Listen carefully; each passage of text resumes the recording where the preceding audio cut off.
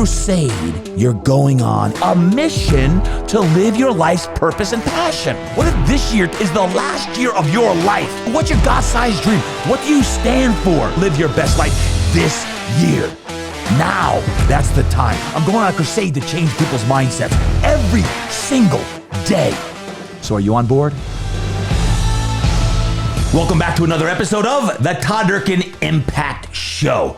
And we used to hear Keith Jackson say, "Oh, Nelly, do we have a barn burner today?" And that's what we have today, my friends. Vivi Lin is in the house. Mark that name down, Vivi Lin. Vivi Lin is the owner and the president and CEO of the San Diego Strikeforce Indoor Football League. And as you know, I did an episode 223 of the Impact Show was my new side hustle. And in that, I talked about why I took on the role as general manager of this Strikeforce football team. But today I want to give this story and share the story of Vivi Lin, because the woman behind this team is absolutely amazing. And in the 6 months since starting this new role as a GM, Vivi Lin is someone who's absolutely inspired me because of the story she has. I always talk about live a life worth telling a story about. Vivi Lin has an amazing story, and one that you need to listen to today. The principles in the adversity she's overcome since being a young girl.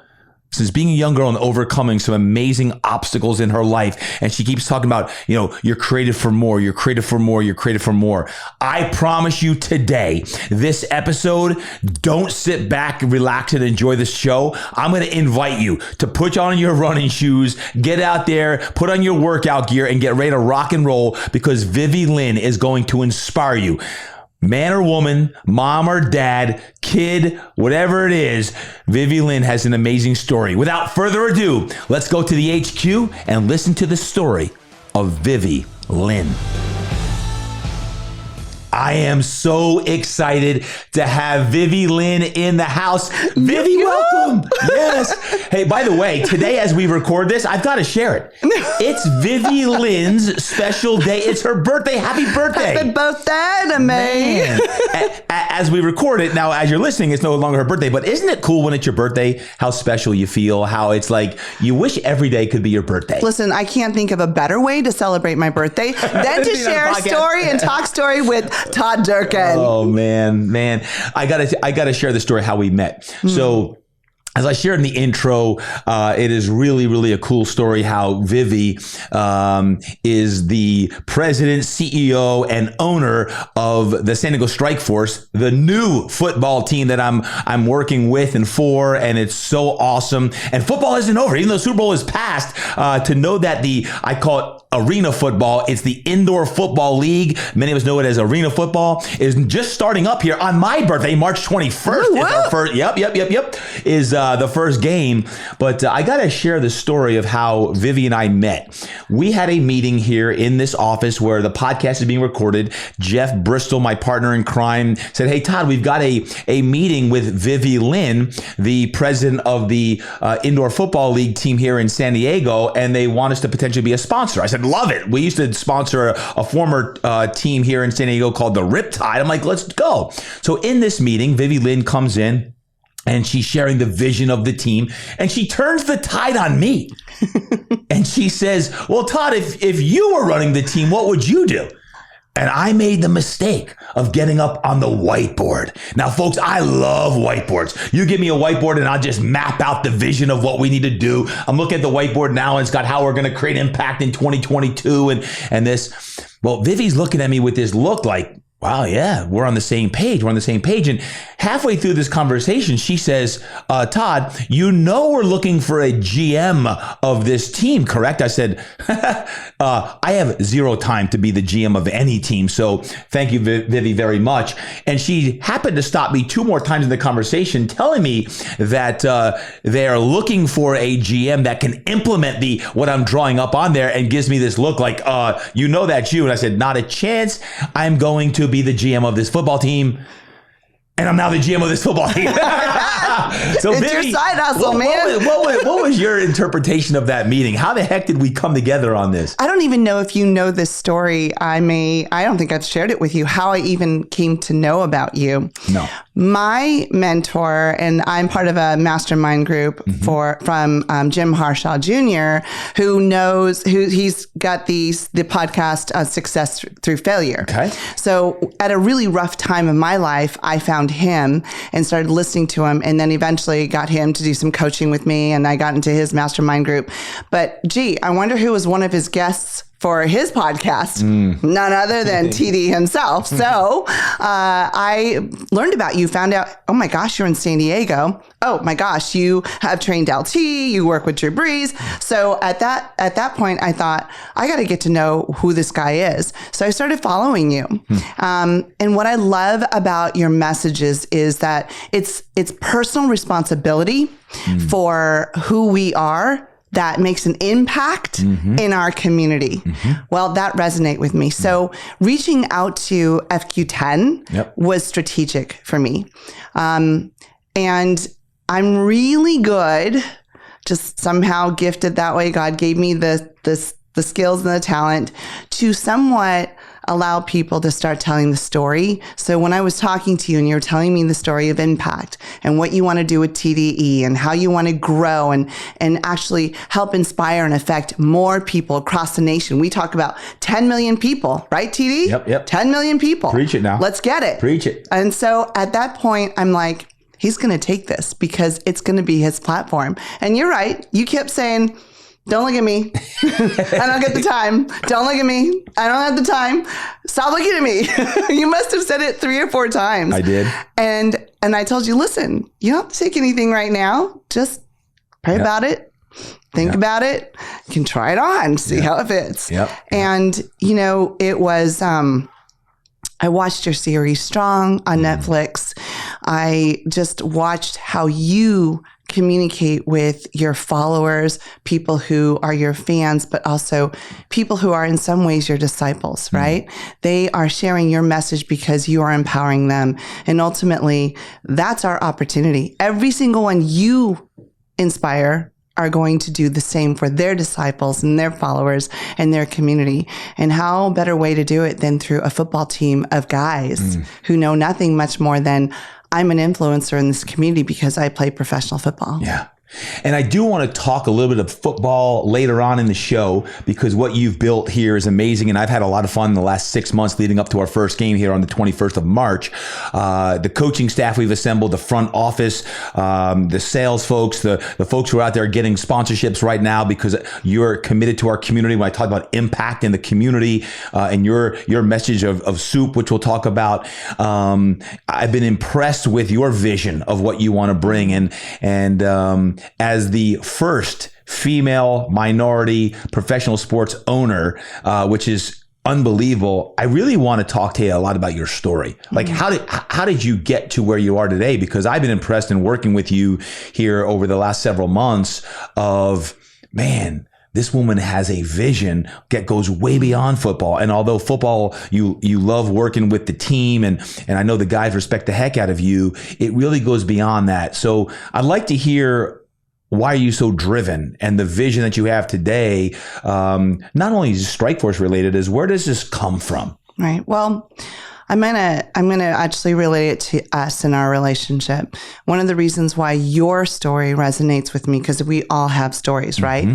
And your story resonates with me because this community of positivity, of making an impact in your community it stems from challenges. Right. It stems from difficulties and even a little bit of loss, right? Where am I at? Right. What is my purpose?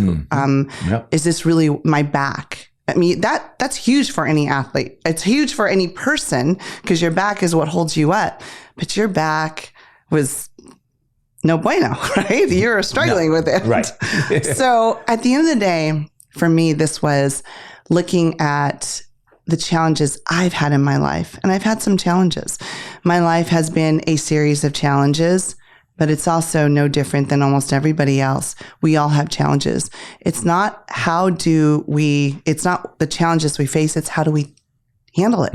How do we face them? So my life from the very beginning, I first will tell you, I was raised with my dad and my mom, who are immigrants here. They didn't know the American culture. So From where? My dad is from Taiwan. Okay. My mom is from China. My grandfather was actually a lieutenant in Chiang Kai-shek's army. So he fought to preserve democracy in China, and it didn't work, right? So he ended up having to escape, take his family, escape and run from the regime. They still sought after him.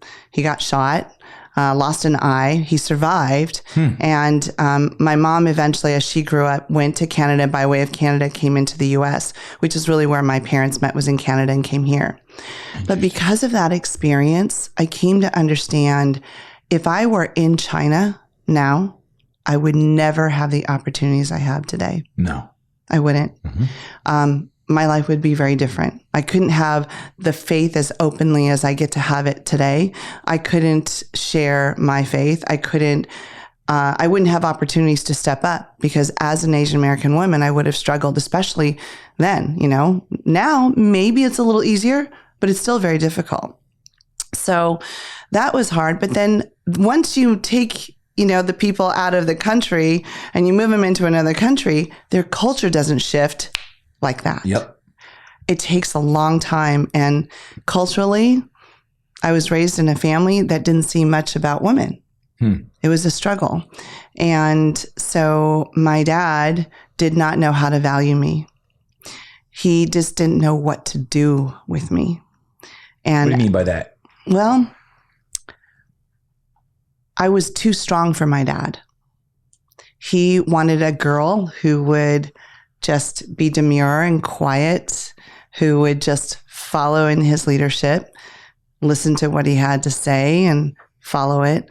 And unbeknownst to him, I was actually being influenced by the American culture, and I was growing stronger and stronger and stronger. And You're how old at this point? I was very young. I was as young as 6, 7, 8 years old. I already knew. Wow. There was a story I'll tell you. When I was 10 years old, my mom bought me this red sundress. I might have been actually almost not just 9 or 10. Red sundress. Little girl in a red sundress, flares out. I've got little white sandals. So those of you who have little girls, you probably know exactly. You have your daughter, right? 13 going on 25. Yeah, there you go, right? So you remember the days when they were like younger. I wish she was like 9. Right? And it's like all those little things. Daddy, look how pretty I am. Right. And they spin around. And what is your first instinct when she comes to tell you that? What is your first instinct when your daughter says, Daddy, look how pretty I look? My first instinct is, you look gorgeous. I don't know. Yeah, right? Well, she's your daughter, right? Yeah, honey, you look so pretty, right? You want to encourage her. You want her to know that she's beautiful. Of course. My dad's response to me was, take that dress off. That doesn't look pretty on you. Take it off. You don't look good. Don't act like that. You're posing. That's not real. And as a 9 or 10-year-old child, you embody that. You realize that that's how men are going to see you, that you're not pretty and you're not cute and you should never look that way. And that was the message I received much of my life. This is very hard for me to tell you because it is the first time I've ever shared this over a media platform. But the truth of it is I've been told I'm worth nothing, that I will amount to nothing. I will always be a poser and I will never succeed. So my whole life, that was my message. Wow. So from when you were 9 through even college, there was a time when I was in college and my mom was desperately trying to get me to connect with my dad, desperately wanting me to be close to him. She's like, he's your dad. And her intentions were good. But what she didn't realize is that you can't make someone love their children or treat them a certain way. Who they are is who they are. Let me ask you this. You're being told you're worth nothing. Yes. Let me try to get in your head as a young girl. You're very impressionable. Kids are impressionable. Is your thought process then, no, I'm not, I'm worth something? Or is it, I am worthless? You start to believe it after a while? You do. You do start to believe it. I think, but simply by the grace of God, there was always a little voice in my head that said, that's okay. I've got something planned for you. I've got something else for you. I have a bigger purpose for you. And it's not his plan. And you're being told this regularly? All the time. Interesting. All the time. And it's interesting. My brother actually told me one year that we were in our 30s at this point, and he had 2 little girls. My brother is an amazing dad. My dad, somehow he broke the cycle. Interesting. Right? And he is nothing like him. My brother is kind and gentle and loving, and he elevates his daughters like nothing else. So when he came to me this must have been about 15 years ago, and he said, Viv, I remember now that Dad used to really beat you down. And my dad did beat me physically, emotionally, verbally, and physically. And he said, you just didn't get it, did you? You didn't get what Dad was trying to do, which is to beat you down so that you stay down. And instead, you spoke louder, you worked harder, you got better, you became stronger. And he said, he just couldn't keep you down. And if you'd just gone down, he probably would have stopped beating you, but you wouldn't stop. Wow. So here's where the story changes for me. And this didn't happen overnight. So I don't want anybody listening thinking that, hey, this epiphany occurred and all of a sudden everything turned around. It took years. But it took years of intentional and hard work when I realized what I went through as a child, what I went through as a young girl, a teenager. It made me stronger. You can give me a lot. I can take it because it's not going to affect me. So being the first Asian American woman to run a football team, the first month I was bombarded with different messages of, you're going to lose the team, you're going to destroy the sport. I mean, I heard all kinds of stuff, but it didn't affect me. It's not something that I listened to because ultimately I've learned that I have been fashioned and created for something more. There is so much more for me, and that they don't define who I am. I get to define how to use that energy. So I can either let it deflect and not take on that energy vampire, or I can choose to use it for my purpose. Was the epiphany, would you say, in college? Because I'm still intrigued as a young girl who is abused on a lot of levels. When did this shift? And what was the shift? Was it counseling? Was there a mentor or a coach or a God? Well, what allowed for that shift? One specific event in my life changed my life. So I will say throughout college, I lived the life of a victim. I really did. Okay. So don't think that I went through all this and I was always so strong. Right. Like I said, it was a little voice that was in my head. Not good enough. I'm not good enough. I suck. I just literally and very transparently dated any guy who liked me. I didn't pick men. I let them pick me. But when they pick you like that and you're a victim, they're preying on you. So I had a series of very destructive relationships that sent me into a spiral further and further. So I was not on a good track, TD. I wasn't. I was on a track to go down. And one day, in spite of that, I still kept focusing on my career, growing. Which was what? When you were I was in television broadcast news. Okay. Then I went into sports broadcasting. So my current mentor, Bob Yalen, who is the CEO of MTK Global, they represent Tyson Fury and Darren Till, he gave me my first shot with ESPN as a 28-year-old young professional, right? Still in this victimization mindset. Yeah. Wrong mindset. I didn't have the right mindset. So instead, I went on thinking, I'm just going to barrel through this, right? I'm just going to charge through it. I'm going to will this. And I got the jobs. I got the opportunities, but on one particular job, and this is where the epiphany occurred. I went out to Mexico to do a job on a big wave surfing contest. And this was in 1998. So I was 28 years old. Very exciting. I was the first Asian American executive producer to be doing this for ESPN on this level at that time. And when I completed that event, it was so historic. The content, all of the shots, the footage, I was actually able to negotiate full rights of that event in perpetuity, which meant that all that content belonged to me. In that situation, the event coordinators did not like it. And in those days, women didn't work as executives in surfing. We weren't really that welcome. It's been a hard run for women in surfing. So here I am with all this power because I have all this content. And what happened was I ended up getting kidnapped. What? I was kidnapped. I was assaulted. They forced me to sign a retraction of my agreement and left me there, essentially to die. They called the police. They told the police that I lied and I stole things from them and left me there with no transportation and no way to get back. And I actually hitchhiked a ride back across the border. So I was in Todos Santos. I was in, not Todos Santos, in Ensenada, which is how you get to Todos Santos. Okay. So the epiphany was what? I'll tell you, I wanted to die. I wanted to die.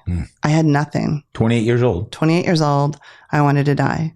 Beaten down, have nothing. I failed. I saw it as a failure. You started hearing your dad's voice. I heard my dad's voice lots of times, but definitely that was screaming at me. Yeah. Right? So, as I usually do, bucked up, pulled up my pants and said, let's go. But I was a wreck. Emotionally, I wasn't able to handle it and I would fall apart. And at one point, as I was just trying to get through life, something didn't work and I lost it. Now, you know me. I don't cuss. I'm the kind of leader who wants to be collaborative. But in this situation, I must have said about 50 expletives at one time. I mean, every bad word I can think of, screaming and yelling. And some kid comes up to me, puts his hand on my shoulder, 18-year-old kid. He was my intern, and said, Viv, I'd like to invite you to church. And in that moment, calm. I don't know why. I wasn't a believer. Just absolute calm, peace. And the only thing that came out of my mouth was, okay. And that was my introduction to who God is in my life. So he was my epiphany. And about 4 months later, I accepted Christ. And I realized the reason why I accepted Christ is my Heavenly Father created me for that something more. He was the one who was going to lift me back up, but I needed to change my life. So I had one of two choices. I was either going to go a direction where I was going to receive Christ, obey him, and let him plan my life, or I was going to try and do it my way, and I was going to die because I was going to commit suicide. Wow. Thank you for sharing that. I didn't even know that. Yeah. I don't talk about it a lot, but it's not, unfortunately, as uncommon as we'd like it to be. Yeah. You know, I'm not part of, and I do want to make this distinction. This isn't a campaign. I know that helping other women, sharing our stories, that's what we should do, but it's not a hashtag campaign. Yep. Okay. This for me is very personal. This for me is when I share my story, is this something that's going to help encourage you and elevate you? Don't let this be a story of victimization because it's not. Yeah. It's what I've overcome because of a community, because of my faith, because of what my God has done for me. And then it was up to me. From there on, I have to make that choice. Am I a victim or am I a child of God who has a purpose? And I got to tell you, way more fun being a child of God with purpose. I'm sitting across from TD. Come on. I want to know how you go from essentially a beaten child that doesn't know love to someone who is kidnapped to now what you do on a lot of levels. You talk about breaking barriers to all of that to a now owner of a professional sports team. How did that happen? let me tell you, it was not a dream. One day I'm going to own a football team. Never occurred to me. Not a bucket list checklist, right? I actually, when I was a kid, I thought one day I'll be a firefighter. That was on my list, which never happened. But for owning a football team, this is not a platform for me. Yes, I own it, maybe on paper and in this world. But this football team became an opportunity first when I was brought in to be the VP of Business Development. What I saw was developing young lives. Two ways. One, with the players. Aligning myself with great coaches, great leaders like you, Coach Beezer, the people that we have, Coach Kilmer, DC. Those are great guys. I want to align myself with people like that and affect the lives of these young men who are still in their 20s and as lost as I was when I was 28 years old, trying to figure out life, right? Never too late to have great mentors come into your life. And I got to tell you, I would not be here without my mentors. So that was appealing to me. And then from there, creating influencers so they can influence a community. That's why I started working with the Strikeforce. But then as COVID shut the team down, shut sports down in general, I began looking at what's the strategy for sports when we come out of COVID? What do we need to do? Not everybody did that. So we created digital transformation. We created our own app. We have our own OTT, which is our own streaming channels, our own content. Watch out for a new show coming up with TD. Breaking news. That's right. That's right. So you got to stick around so you know what that show is. But yeah, it's at this point, the owner, former owner of the Strikeforce, lived in Houston. He took his family, he took his businesses, and he moved away from Southern California, and he didn't have an investment here. So he and I spoke, and basically it came down to this, that he felt I was the best person to run this team, to own it, and I wanted to bring this back to San Diego. So therefore, we found a group of veterans who wanted to be a part of this team. And I said, I will take the lead on this. I'll take the charge on this. And we raised the money. I took over the team and I opened up the ownership of this team so that a veterans group could come in. And now we are a veteran owned, locally owned team. We ain't leaving San Diego. No. We're here for San Diego. We need football. We need football. So that's how it happened. Besides the hat you wear on the football Strikeforce side, just so our listeners know, what are some of the other roles or titles or hats that you wear? You mentioned the technology side. What else do you do in addition to being a full-time owner? Because I think you have like 4 full-time jobs. I'd be lucky if it were just familiar, 4. Right? Right. Yeah. Here's the thing. Everything that I do, right, ties in. So leaders have to look at this and we're innovators, not just visionaries. We have to innovate, right? So when we innovate, we have to look at, okay, in order to support a football team, how do I make ourselves accessible to our fans? Oh, well, create an app, right? Everything has an app. There's an app for that. I know there's a Bitmoji for that somewhere. So, there's an app, and we have a San Diego Strikeforce app, first arena football team to have our own custom app. That's important. That's why, because we can reach out. So yes, that's a hat that I wear. I look at technology. I look at digital transformation. How are we connecting with people and making this relevant for them based on how they use and consume content? And parents, there's so much content out there. It's hard on parents. How do we protect our kids? Well, I want to be one of those that create content. So now there's my other hat where I create content that will elevate your children, that will inspire them, that will make them better, whether it's better athletes, better students, better community members, better volunteers, better children, better anything, right? The key is utilizing our content, our stories, your stories, the athlete's stories, overcoming adversity, embracing chaos and innovating through it. Those are the opportunities that I want to provide through content. And ultimately, it's leadership. Everything I do is being a leader. Now, bear in mind, for me, being a leader is not telling people what to do. You actually had a podcast where you had someone on talking about youth truth, I think. Yeah, Andrew Simpson. That's right. So on that podcast, it talked about how coaches and parents can talk to their children. Hallelujah for his message and hallelujah for his book, because that should be the leadership message, not just for youth. And the way I lead is this. I want to know what you need. I want to ask you what what helps you, what grows you, what makes you better. And as a leader, my job is not to tell you what to do. My job is to facilitate your growth, is to facilitate your success, and it's to facilitate excellence. Yeah. That's what leadership is. Yeah. Yeah. Well, I love watching you lead. As a leader myself, when we're in a meeting and you're conducting a meeting, you often turn the tide and ask folks for, how would you do it if you were leading? And you now have buy-in from 8, 10, 12 other coaches or front office folks on that. I love, just to backtrack for a moment, you said, well, if you need a nap, just go out and get a nap.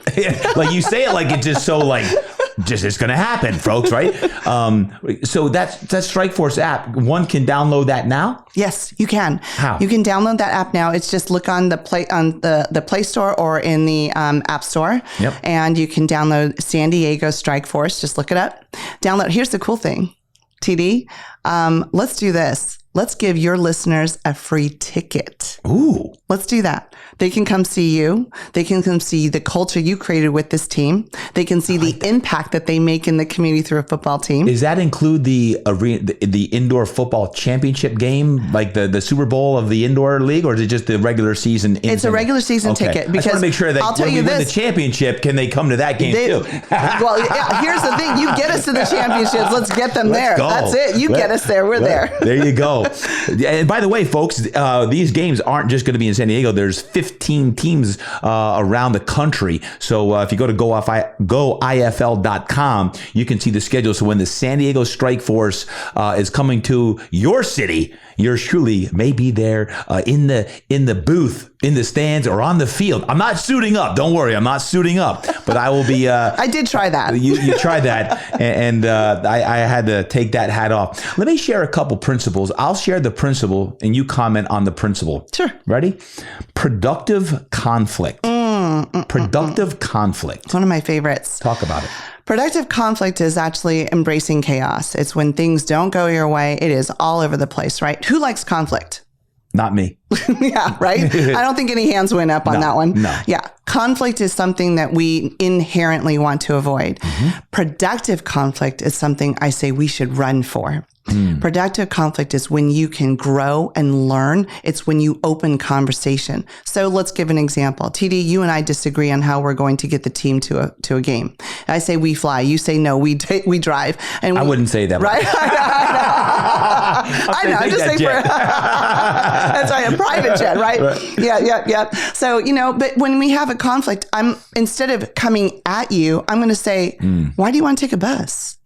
Tell me what's meaningful to you about that. Tell me why. So you actually get curious rather than come at you. I want to take the bus because I get 8 hours and I can listen to all the episodes of the Impact show. So I really want to take a bus everywhere. How can I say no to that? Right? No. Right? You want to, what we feed our mind is what we get out. Yeah. So that's how you create a productive conflict. Here's what it accomplishes. You and I create a closer bond. We forge a closer relationship. Trust is built in there. And then we find a solution. That's the productive conflict. You got nothing to lose if you got conflict and you make it productive. Let me ask you this.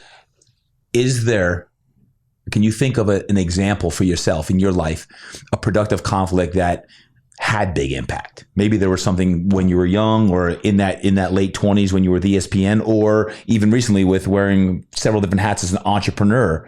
Any productive conflicts that have led to a big breakthrough? I'll use our head coach. Okay. This is a very recent story, right? I was driven that we were going to play a preseason game, driven for it. I wanted him to experience this and have a great time. I mean, this is truth, guys, right? This is full transparency. Yeah.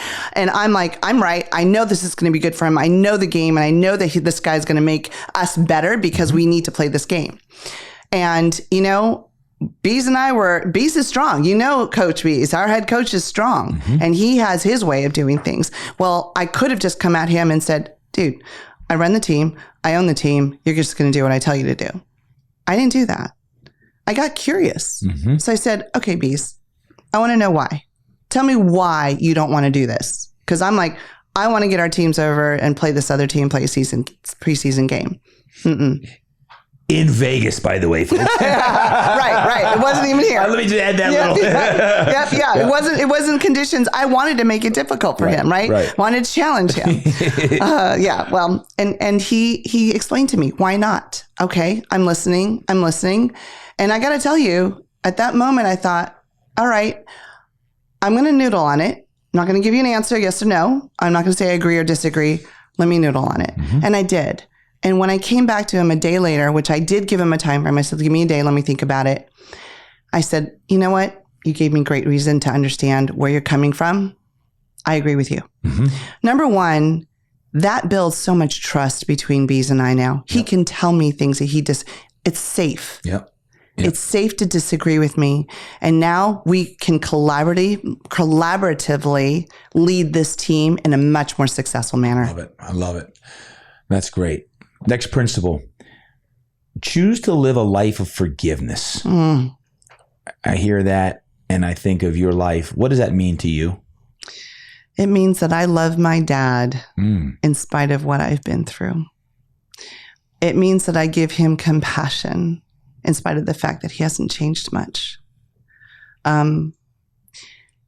It frees me from the bondage of hate, anger, resentment, bitterness. Those are bondage. Those are weights that just will never allow you to succeed.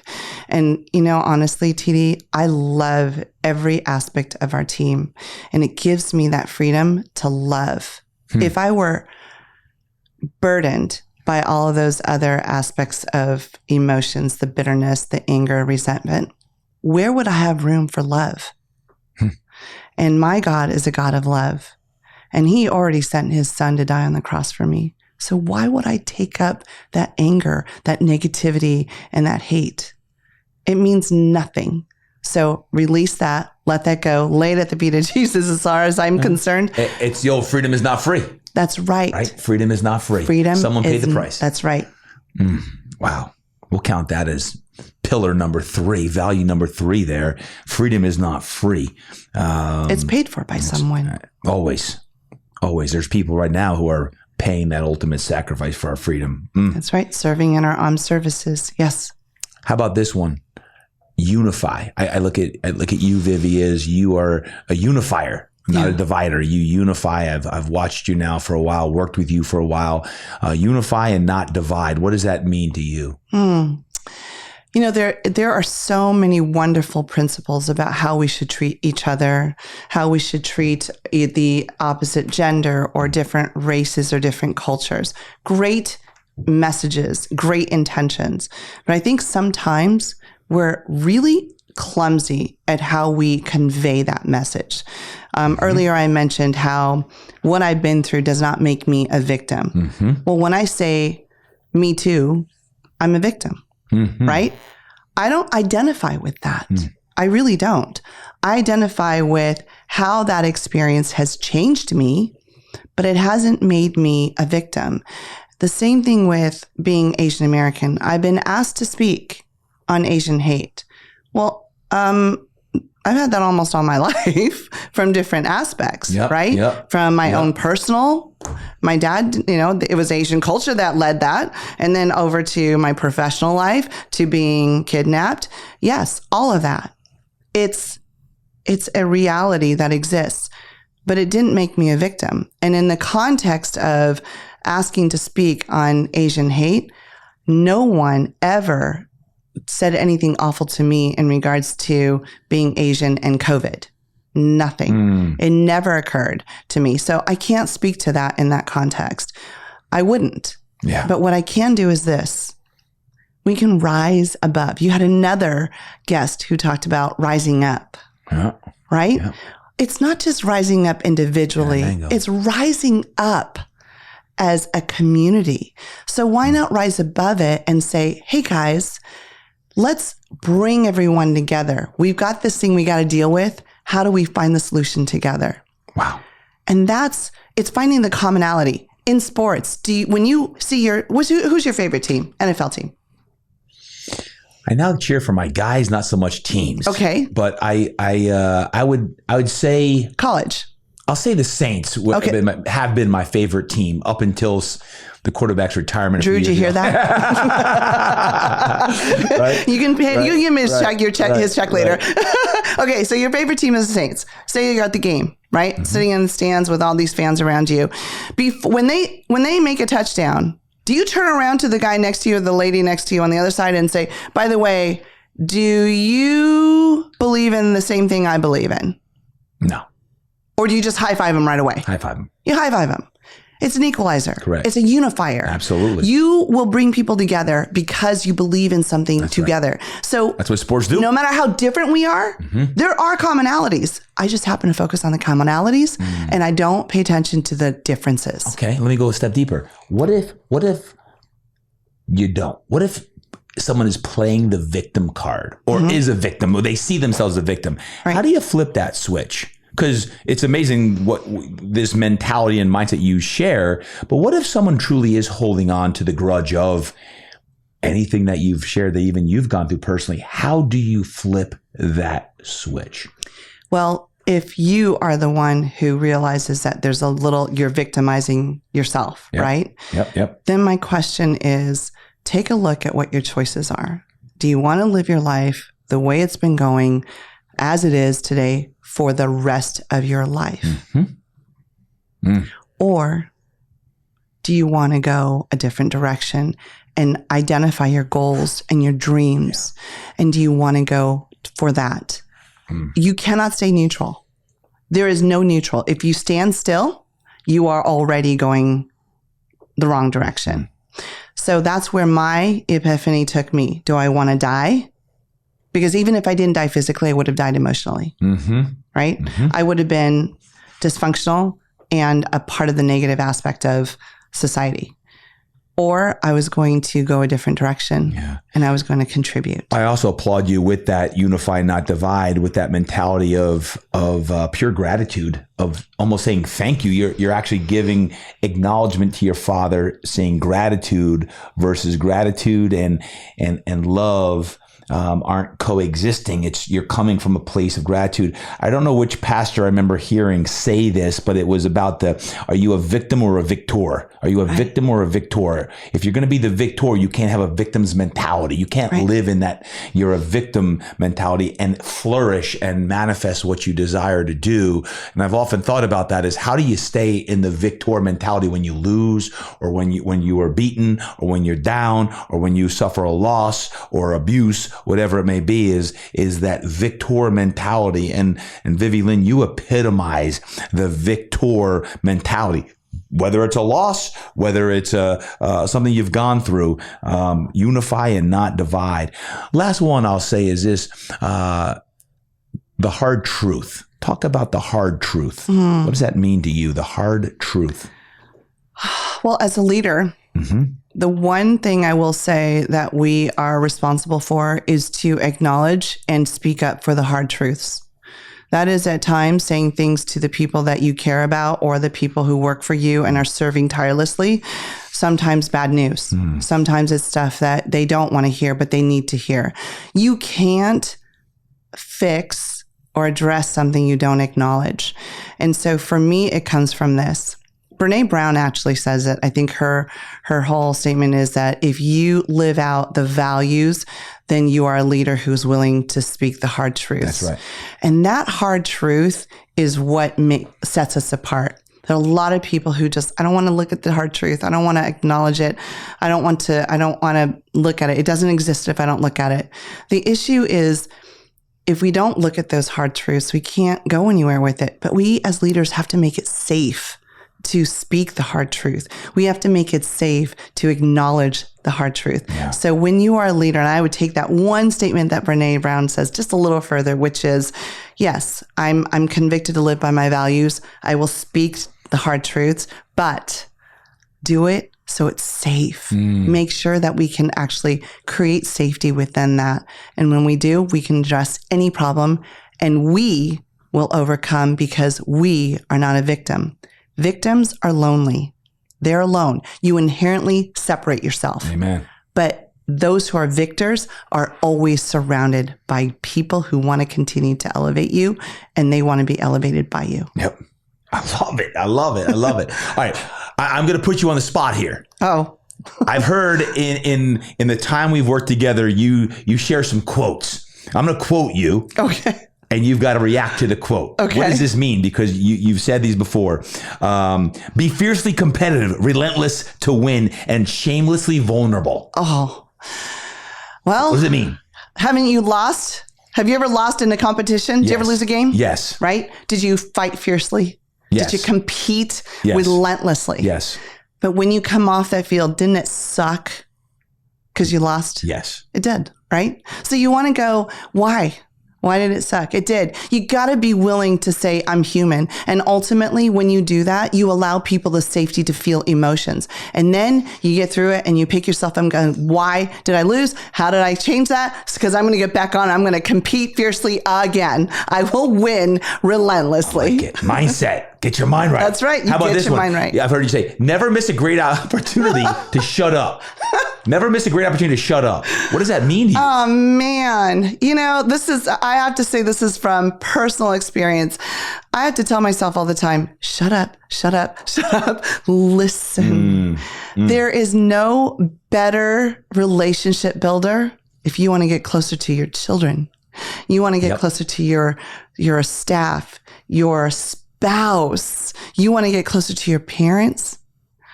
Don't miss great opportunities to shut up. Listen, take time. Don't say anything. And if you think about it and you want to come back an hour later, you can then say something.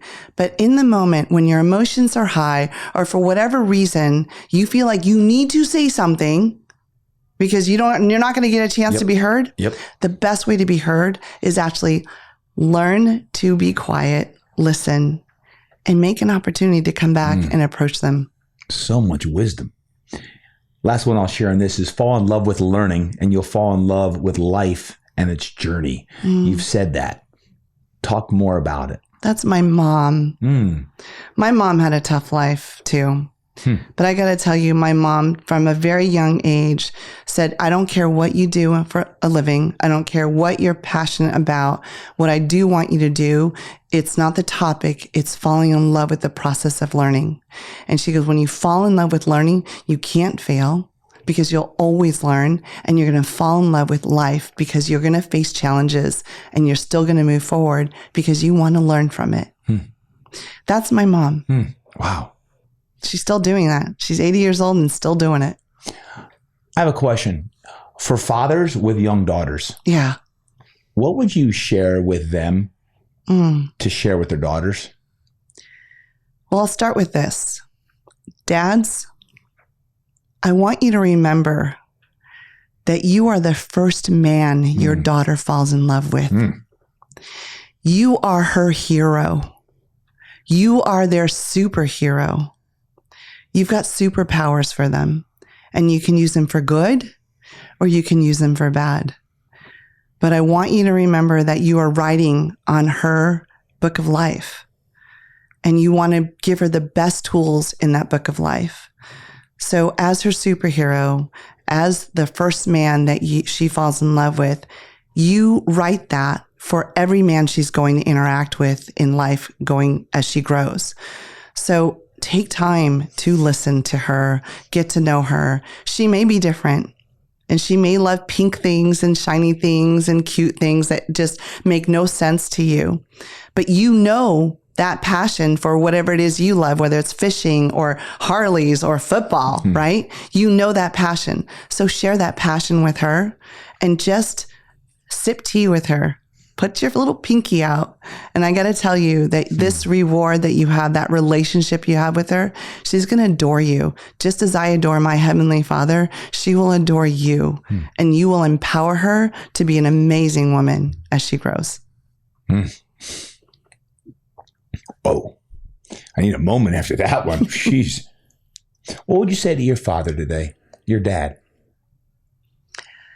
Dad, I know you did the best you could with what you know. I know you were just scrambling and grabbing for every opportunity to be significant in my life. I wish you would know that you don't have to do anything but just be. You're my dad, and I can love you just as you are. You have nothing to prove to me. I forgive you, and I love you. I think parenting, man, it's the hardest thing any of us do. If you got children, it's the hardest thing. As a father of three, myself, different ages, 19, 17, and 13, it's the hardest thing. And folks, if you're listening, you are a parent, you can attest to, like, sometimes you're like, man, one day you feel you're like super parent, and next moment you feel like you stink. Right, like, that's man, right. I'm just failing here. Yeah. So I hope you all are laughing right now. Like, oh, I'm glad TD feels like that too, because I know how y'all feel on that. Let's end with some fun stuff here. Football. Mm-hmm. Oh man, I'm excited. I'm excited for all that's about to be with this new experience. First thing I want to share with football, because it's part of what you've shared with the front office team. When you met with me the first time, we were talking about impact, and then you had this acronym called SOUP. Yeah. And I'm saying I want to talk football and SOUP. What is SOUP, and why is it important to you, and even in the Strikeforce organization? Okay, so shameless plug for Campbell's, and I don't have any stock in them. I probably should. But do you remember when Campbell's their chunky soup used to be like the main sponsor for the NFL? Okay, yeah. LT's mom was on. Right, there you go. That's exactly it was. That's right. She was. That's right. There you go, that's LaDainian. right. That's right. I think it was the beef stew one, right? Yeah, of course. No wonder he became a Hall of Famer. So the serving soup is this. When we don't feel good, when we feel down, when we're sick, what do we want? Soup. Why? Because it's nourishing, it's warm. Good for the soul. Good for the soul. So I created an acronym along with a story around serving soup. And this is what we share with our boys, right? Our guys. Serve soup in our community. And what soup is, S is selfless service. Start with that. We're not coming in here as a football team saying, buy tickets, come into a game, support us because we're the pro team. I told these guys, we don't own the name San Diego Strikeforce. We only own Strikeforce. Mm-hmm. We got to earn San Diego. And the way we're going to do it is by serving our community first. Second, ownership. Man, what's my part? TD, you got a whole different type of leadership than I do. Mm-hmm. You're high energy. You go in there, let's get them all together and let's go. Go time. Yeah, you, right? You won't catch me doing that. But I have a different way of doing it. I own my part. You own your part. Yep. Everybody has to own their part. This is what we talked about for so long. It's unifying. Mm-hmm. How do we unite our community with all of our differences? Don't worry about those. What do they unite on? And then overall, remember our bigger purpose. Our bigger purpose is so much more than just winning a game or a championship. It's so that we bring hope and inspiration to our community by winning these games, by serving in our community, by owning our part and bringing them together. Guys, can you see why the heck I'm fired up to get this season going and to play some football and to work with Vivi and the team? You talk about contagious enthusiasm. That's what she's all about. Paint a picture. This season coming up, the 21st of March, we're going to be up in the Bay Area, and then we're home for the first time on March 28th in the San Diego Sports Arena here. What's your vision of the season? How do you see it playing out? What's your hope? What's your vision of this upcoming season? This season is about San Diego. It's celebrating San Diego. Yep. It's celebrating the history of football even. So we have some great football greats, including you, right? Drew Brees. We've got, look, anybody who knows your show will know that, right? Mm-hmm. We've got great people here. So we want to celebrate football and the history of football here. Actually, this year is the 20th year that arena football has been in San Diego. So we want to celebrate the previous owner. We want to celebrate the players. We want to celebrate the Riptide fans. Let's bring them back in and embrace them. So what is this football? Really, it's really about bringing the community together. It's an opportunity that after we've been locked in and out, off and on for 2 years, let's get out and enjoy a game. Let's do community together and let's serve the community. Let's celebrate the veterans and this active duty military. This is a big party. Look, that day is actually spring break. It starts spring break for San Diego Unified. Okay. So let's make it a big old party, TD. How about that? Let's bring in some great players, have fun, and then we'll break out in a football game, and you guys will win it for us. We will win. Yep. So if someone doesn't know, they've never seen arena football or the indoor football league, what would they expect? What is the game as far as you know, because you've been around the game? I got to be honest with you. A year ago, I didn't even know what the single Strikeforce was. I didn't know if it was outdoor football, because I've known the outdoor football game. I've studied a little bit. I used to watch it. But what would you say for someone that doesn't know what arena football is? It's fast. Yep. Right? So it's 8-on-8. It's fast. It's inside. So it's excitement all the time. It's like TD doing his training, his boot camp on steroids with 16 guys actually running at each other doing the same thing. Yep. So you got to look at it as in it's hockey combined with wrestling, because it's really physical. It's combat on an arena field. Yeah. And it's fun. And you know what? These balls, they go all over. If you want to catch a ball, catch a ball, because they go outside the arena walls all the time. When I was contemplating taking this role on, I actually watched the championship football game, which had about 15,000 people at the actual arena, and they were fired up. And it was like it was like a hockey game, but it was football indoors, and they were hitting, checking into the boards. It was awesome. I was fired up watching on this. Let me ask you this: as far as the best thing and the hardest thing that you've dealt with or are dealing with, what's the best thing you deal with right now in this current role? I'm going to actually say it's the same answer for both. It's the people. The best thing about this current role are the people. This is a human-centric business. It's about making it about the people. It's business, right? Full transparency. It is business. Yeah. But how am I using this? It's to be able to inspire people. So it's the people, hands down, working with you, working with the coaches, the players. Man, I never had kids, but they are my kids. I get 25 of them every year. And the community, the people.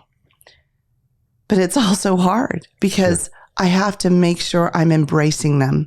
People come with emotions and different ideas and different concepts and different ways of handling things. And my job as a leader, as a unifier, is to be able to listen and figure it out. Listen, all these quotes that I gave you are not quotes for others. They're quotes for me. I have to remind myself to do these things. I don't do them perfectly, but I do strive to do them as best as I can. And I have no problem, and I'm going on the record now to actually say this, TD, hold me accountable. If I need to slow down and listen, remind me. You can let me, hey, Viv, you don't want to miss a great opportunity to shut up, do we? Like that, you got to remind me. Mark that tape, team. Mark that tape. Oh, man. That's interesting, because a lot of leaders out there probably say the same thing, right? It's people is the best thing, it's the hardest thing, and getting the vision and all. And that's hey, we want to see a packed house on March 28th here in San Diego. We want 10,000 people jam in the arena, and there's tailgates going coming on out for and a party, else. man. Like, you got to visualize this. You got to see it on that. If there's one thing that you would ask of anyone listening who wants to be part of either San Diego or they don't live in San Diego and they're in that, what would that be? How can people help you? There's so many different ways to get involved. If you've got a community of youth sports, bring them out. I'd love for you guys. That for me is that I want to share this with kids. I want to share this with our coaches. I want people to have a good time. Yeah, you're going to fight fiercely on your field or court, but come on over and have fun on ours. Right. And then, if you want to be involved in as a business, COVID did a number on our local businesses, right? Wiped some of us out, really challenged some of us.